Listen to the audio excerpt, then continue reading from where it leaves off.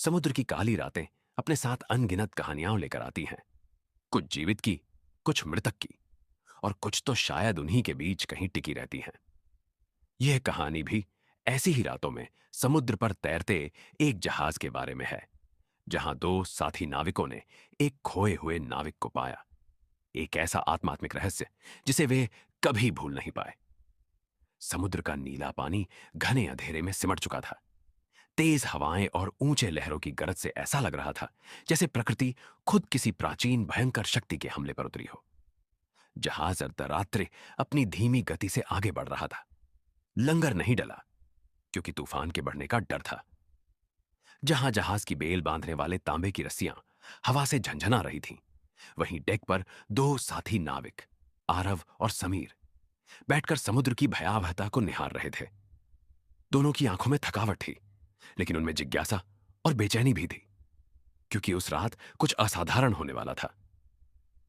यह तूफान कल तक शांत नहीं होगा, समीर ने कहा। उसके शब्दों में झुंझलाहट और भय दोनों ही झलक रहे थे। हमेशा से तूफान आते रहे हैं। आरव ने उसकी ओर देखा, पर उसकी आंखों में डर नहीं था, बल्कि एक अजीब निर्धारितता थी। लेकिन आज की हवा कुछ अलग है। तभी एक तेज सी लहर के बाद जहाज की ओर से किसी के चिल्लाने की आवाज आई। एक धीमी, थरथराई हुई पुकार, मानो कोई पानी की गहराइयों से फुसफुसा रहा हो। आवाज इतनी कमजोर थी कि समुद्र के शोर में खो सी गई थी, लेकिन आरव और समीर दोनों ने उसे महसूस किया। किसने कहा? समीर ने डर के साथ पूछा। आरव ने सिर झटक कर कहा, मैंने सुना था, शायद यह हवा का खेल हो सकता है। लेकिन दोनों जानते थे, वह आवाज हवा नहीं थी। धीमी धीमी लहरों से जहाज डगमगा रहा था। समुद्र का पानी बाकायदा जहाज के डेक तक उछल रहा था। रात की घनी काली चादर मानो हर चीज को निगल रही थी। अचानक एक तेज झटका लगा। लंगर की एक कांट पत्थर जैसी हवा में उछलती हुई गिर पड़ी। क्या? समीर शब्द पूरा नहीं कर पाया। तभी डेक के पास कुछ गहरे पानी में एक इंसानी आकृति तैरते दिखाई दी। एक औरत जो लहरों के साथ ऊपर नीचे हो रहा था। देख, कोई व्यक्ति! आरव ने चिल्लाया। समीर के दिल की धड़कन तेज हो गई, लेकिन उसने तुरंत एक जीवन रस्सी और एक बड़ा फेरा पकड़ लिया। दोनों ने मिलकर समुद्र में झांकते उस व्यक्ति को टटोलने की कोशिश की, और जैसे ही वे और करीब गए, उन्होंने देखा कि वह पानी से पूरी तरह भीगी हुई थी। उसके शरीर पर जाल की तरह घनी साफ गूंथी गर्दन के निशान थे, जैसे किसी ने उसे जबरदस्ती समुद्र से खींचा हो। तुम उसे खींचो, आरव ने कहा। मुझे लगता है वो जिंदा है। वे दोनों रस्सी की मदद से उस अजीब इंसान को खींचने लगे। जैसे ही वह डेक पर गिरा, उनकी सांसें रुक सी गईं, क्योंकि वह बिल्कुल स्थिर, शांत और अचेत था। उसके चेहरे पर कुछ भी प्रतिक्रिया नहीं थी, न दर्द, न सिहरन, बस एक अजीब रिक्त सी दृष्टि। समीर ने उसकी कलाई पर उंगलियां रखी। कोई नाड़ी नहीं चल रही थी, फिर भी वह सांस ले रहा था, धीमी, अनियमित, जैसे कोई मशीन धीरे धीरे काम कर रही हो। जी, जी रहा है, समीर ने धीमी आवाज में कहा। आरव ने उस अचेत व्यक्ति के गीले, नम कपड़ों को देखा, कपड़े जैसे समुद्र की ठंडी जलधारा में कई दिनों तक पड़े रहे हों। कहां से आई होगी? आरव ने कहा। लेकिन इससे पहले कि समीर जवाब दे पाता, उस अजीब आदमी की आंखें धीरे धीरे खुल गईं। उसकी आंखों के खुलते ही एक ठंडी हवा वाली सांस जहाज पर फैल गई, जैसे वह किसी और दुनिया से आई हो। उसके चेहरे पर थकावट, भ्रम और एक तरह की अविश्वसनीय शांति थी, मानो उसे कुछ भी याद न रहा हो, लेकिन कुछ गहरा भीतर दबा हुआ हो। तुम कौन हो? आरव ने धीरे से पूछा। अजीब सी आवाज निकली।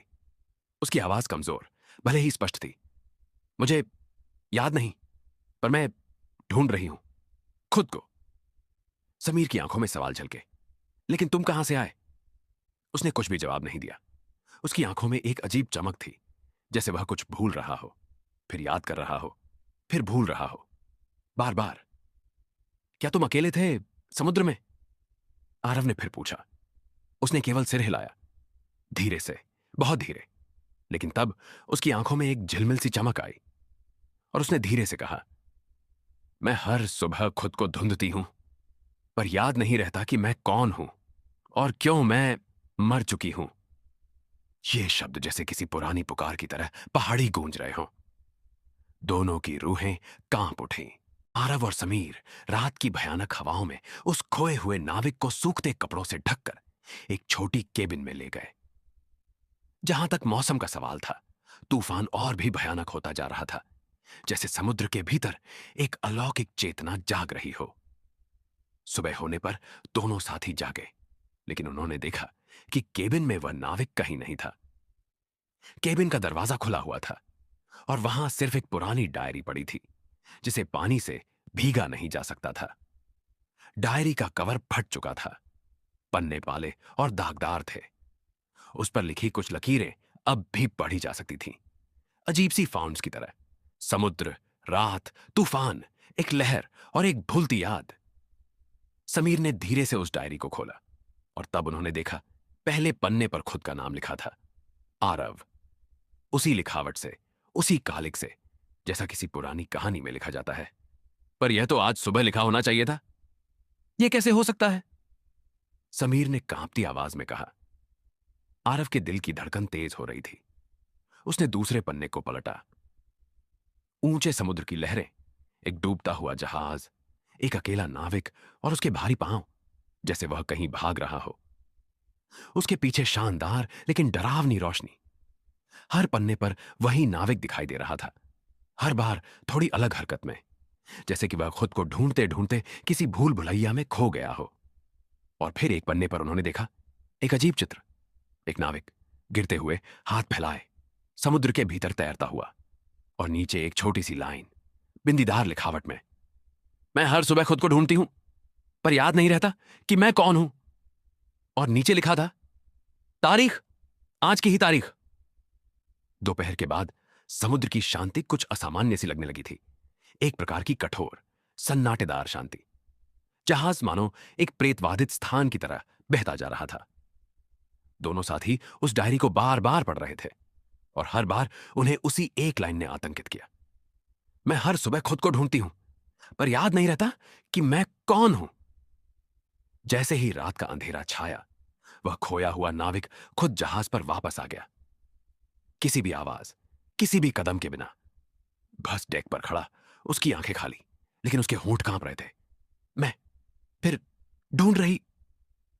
उसकी आवाज हवा में गूंज उठी। समीर और आरव दोनों कांप उठे। तुम कौन हो? आरव ने उस प्रेतवत व्यक्ति से पूछा, पर उसकी आंखें उस समय कोई जवाब नहीं दे सकी। तभी उसकी आंखों में चमक बदली, जैसे उसी चेतना का एक छोटा टुकड़ा जाग उठा हो, और उसने धीरे से कहा, मैं तुम्हें ढूंढ रही हूं।